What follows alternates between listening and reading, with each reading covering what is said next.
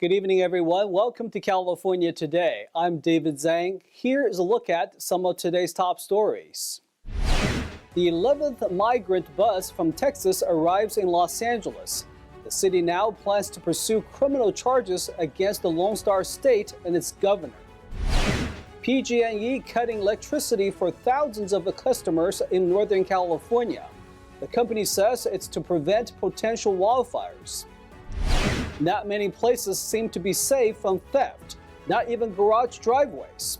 We'll highlight some brazen thefts caught on camera this week. A new wave of migrants hits Southern California while the city council considers pursuing criminal charges against the Texas governor. Here's NTD's Christina Corona with the latest. The 11th bus carrying migrants from Texas arrived at Union Station Wednesday, marking the latest in a series of arrivals over the past 2.5 months. At the same time, the Los Angeles City Council voted whether they can file a lawsuit against the state of Texas and Governor Greg Abbott. With unanimous support, the City Council took a step ahead by approving a motion. The motion urges the city attorney's office to investigate whether the Texas governor committed any crimes when he bused migrants to LA back in June. Abbott claims his state is overwhelmed by an influx of illegal immigrants, citing the LA Council's recent decision to declare LA a sanctuary city designation as a factor. Mayor Karen Bass said in a statement, "We hear about the buses headed our way when they're on the way. We have no idea who's going to be on the bus, how many people it is, or what condition they're going to be in when they get here." She goes on to say, "Sometimes they haven't had any food, barely had enough water." As of today, Texas has sent a total of 11 buses to Los Angeles, containing 435 people since June 14th. Christina Corona, NTD News, Los Angeles. A discussion on fair and safe sports for girls at a California library went south quick. A former female college soccer player says she was kicked out for so-called misgendering. NTD's Daniel Monahan spoke with Sophia Laurie of the California Family Council.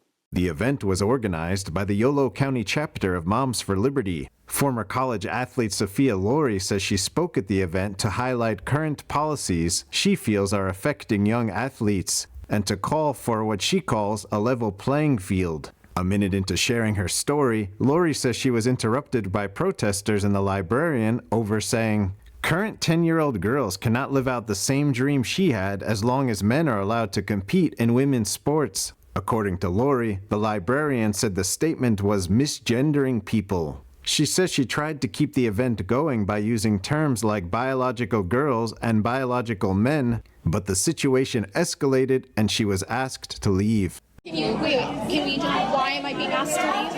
Because you were talking about misgender, you were talking about men and female. I said biological. Laurie says the librarian then turned out the lights and the entire event was shut down. Laurie began playing soccer when she was 4.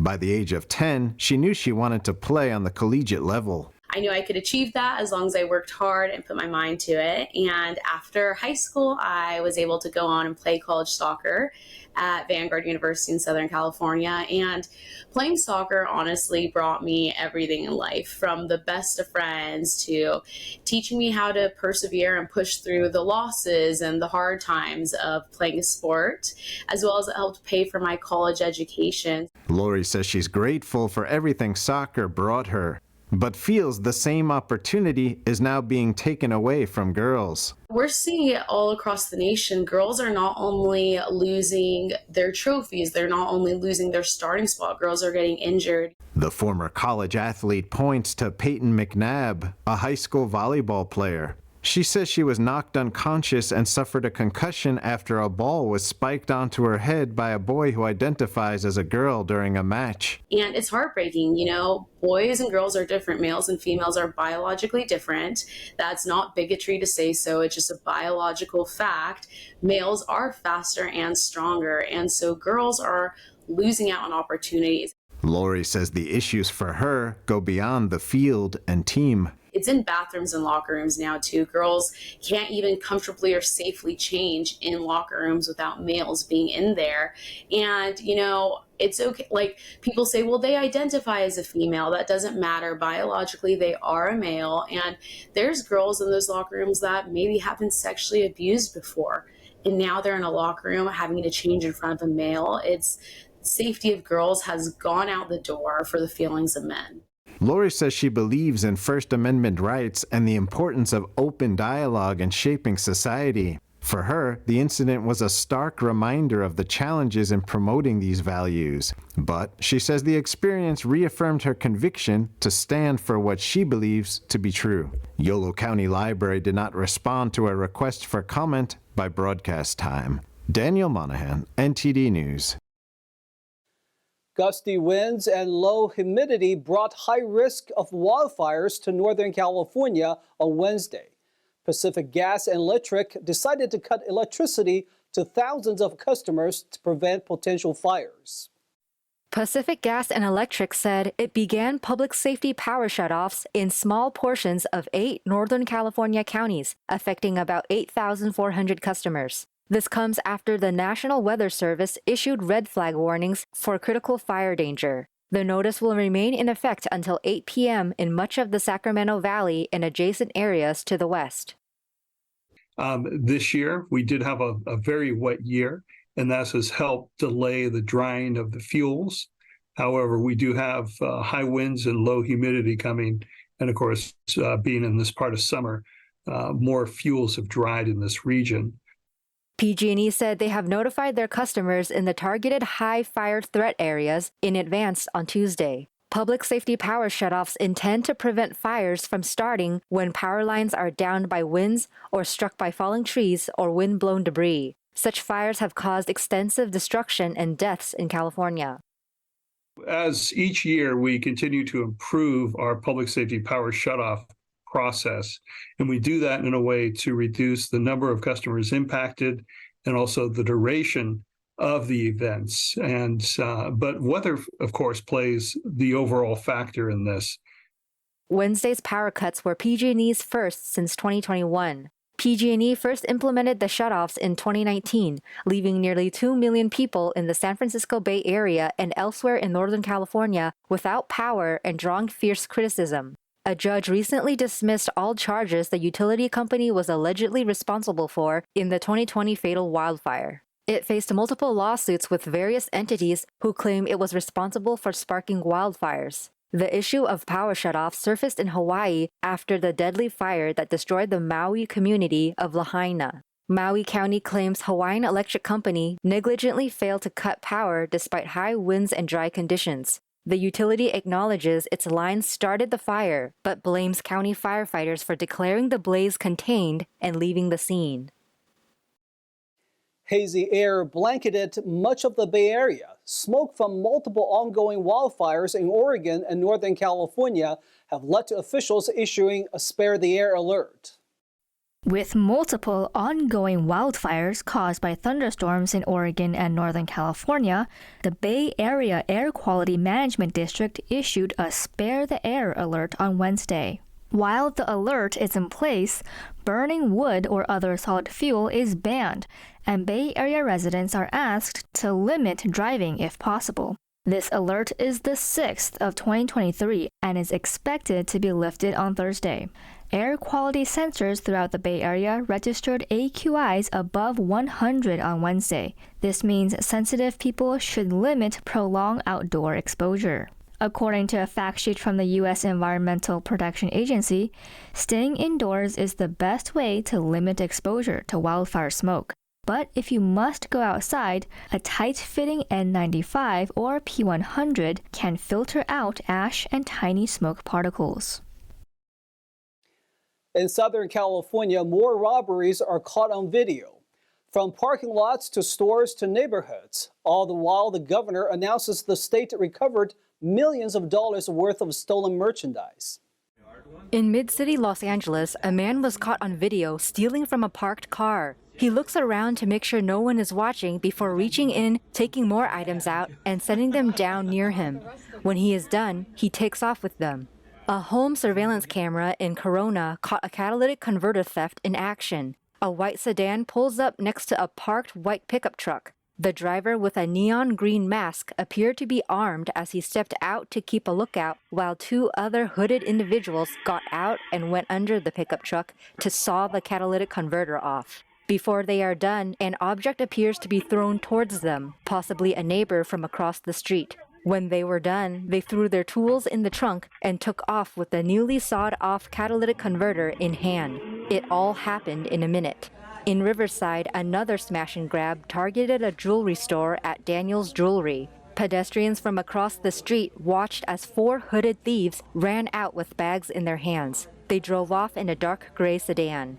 According to the governor's office on Wednesday, this year the state has recovered over $2.6 million in stolen merchandise and made 409 arrests. We'll now take a short break, everyone, but here's what we have for you when we come right back. Today is International Overdose Awareness Day. Families who have lost loved ones to the deadly drug spoke out to raise awareness. Silicon Valley, home to major tech companies, as well as plenty of sideshows, unfortunately. One mayor announces a new approach to stop illegal sideshows.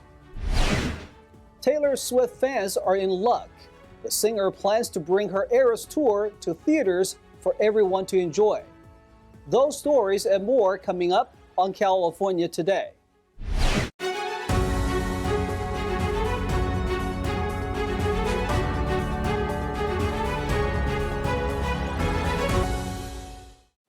August 31st marks International Overdose Awareness Day, the world's largest annual campaign to end overdose. A county supervisor and families who have lost their loved ones warn others that accidental overdose can happen to anyone. Here's more. The opioid fentanyl has been called an equal opportunity killer.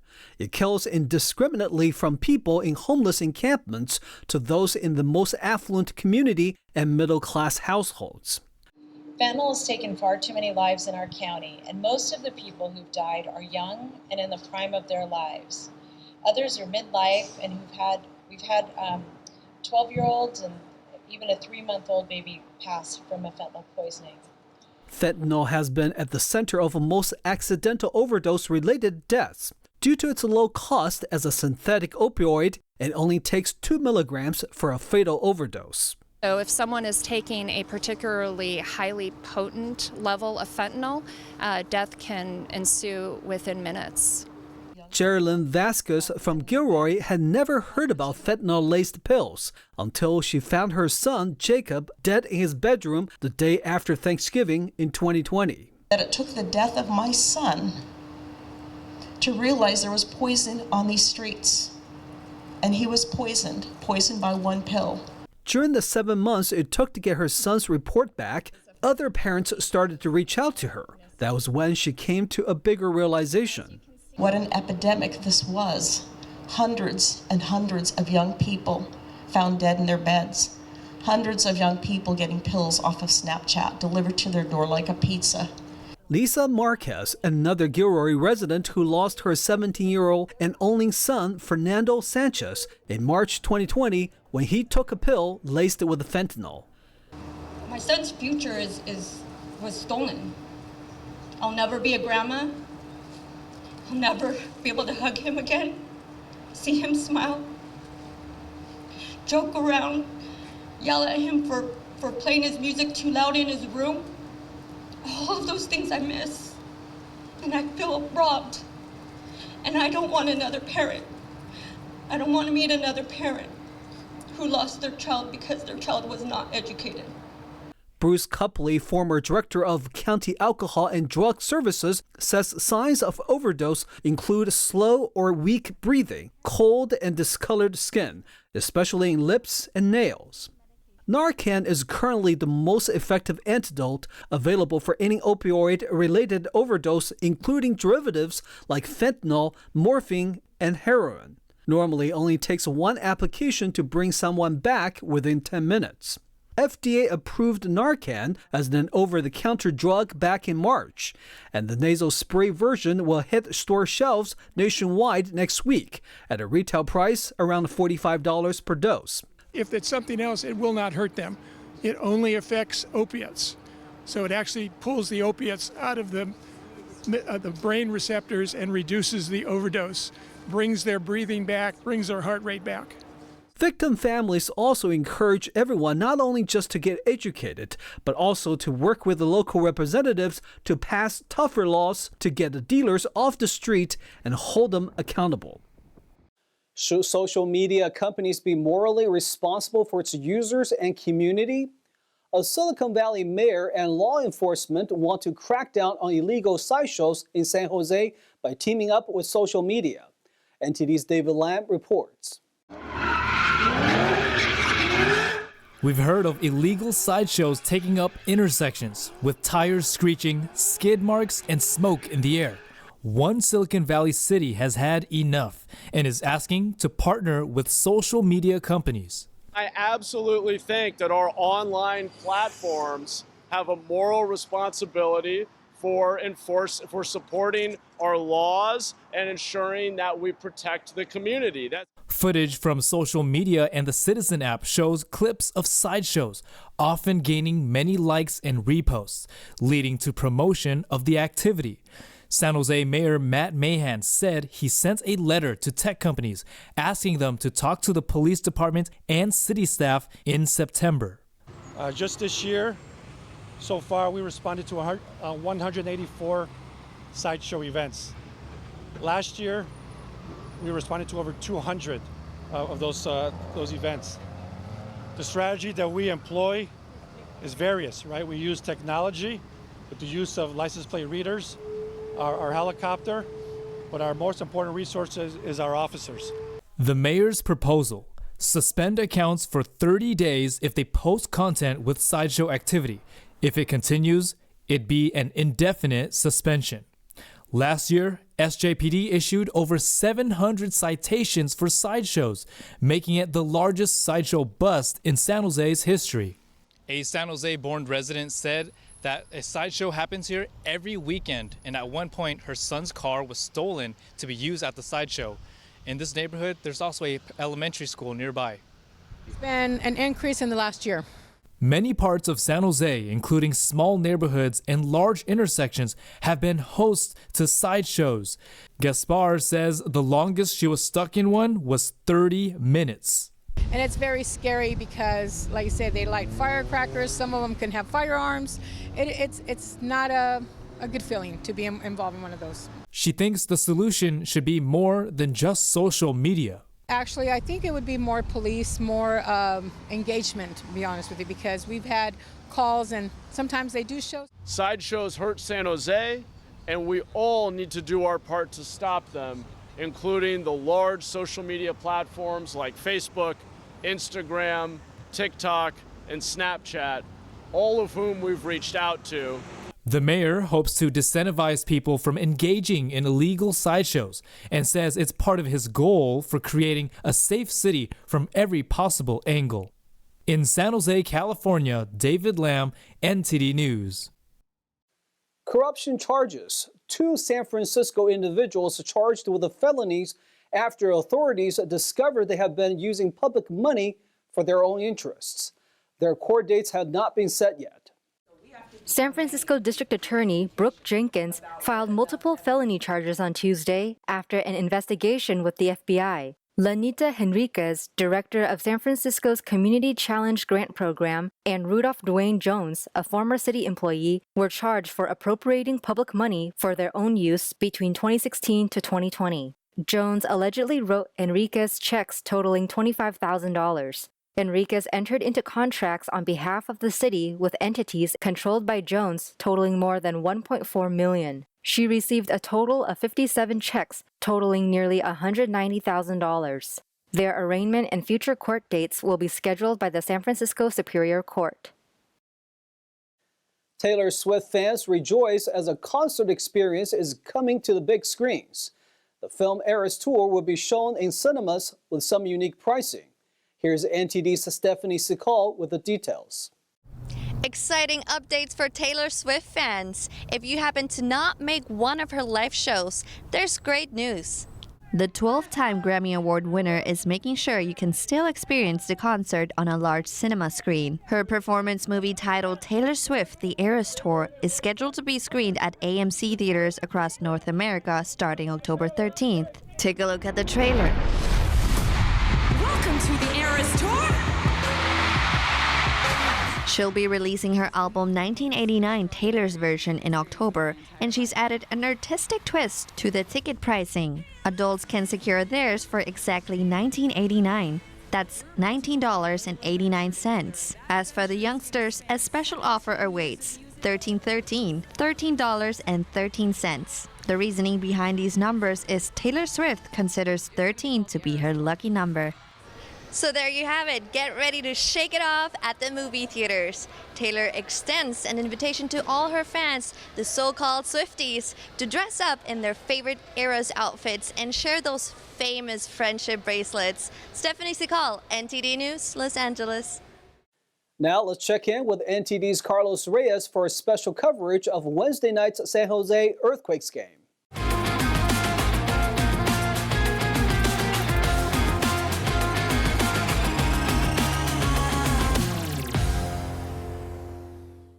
It was the San Jose Earthquakes versus the LA Galaxy on Wednesday night, and fans filled PayPal Park.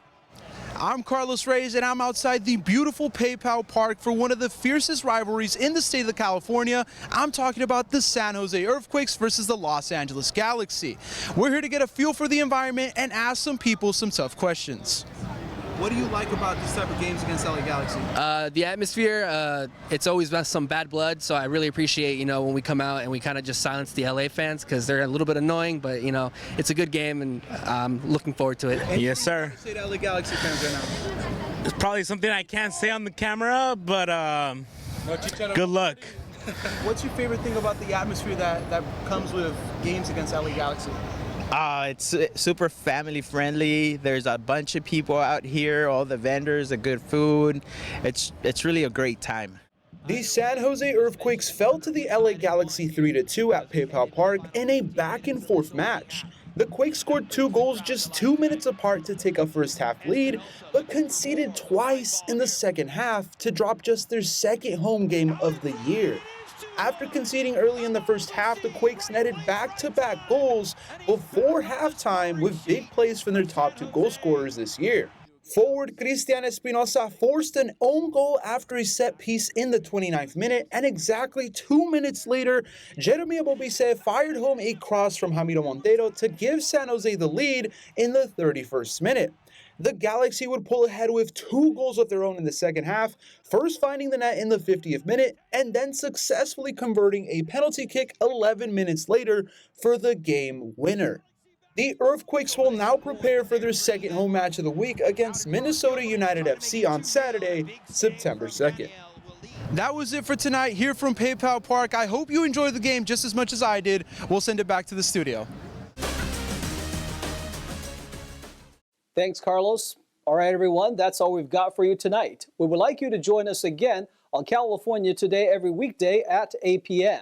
Make sure to check out our broadcasts at ntd.com/California-today. You'll find all of our top latest clips there, ready to share with friends and family. Send us a message on Facebook, Twitter, Instagram, Gunjin World, or through our email, california.today@ntd.com. If you'd like to share a news tip or let us know how we're doing, we'd love to hear from you. I'm David Zhang. Have a wonderful evening.